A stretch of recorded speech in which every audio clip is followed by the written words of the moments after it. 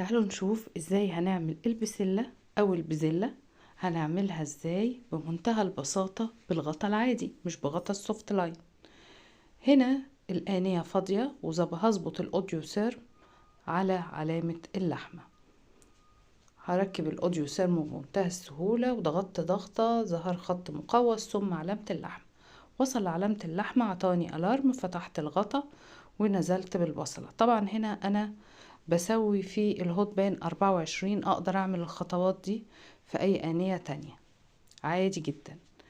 هنا انا عايزة احمر البصلة بدون اي دهون، انا عايزاها بسلة خفيفة خالص، عايزاها طعم الخضار هو اللي يبقى ظاهر.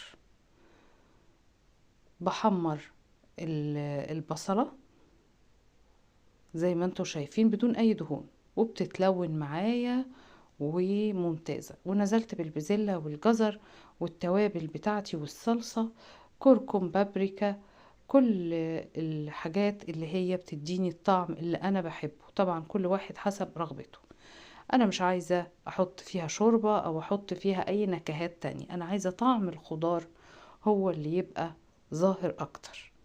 ده كان الطلب. فقلبتهم كويس وهغطي وهظبط على 22 دقيقة بعلامة الجزر اللي هي علامة التسوية في الغطا العادي. طبعا انا هنتظر لغاية الشورت دي ما توصل لعلامة الجزرة ويديني الارم، فبوطي النار وبعدين بضغط على الزائد علشان اسكت الاوديو سيرم لان انا نفذت طلبه.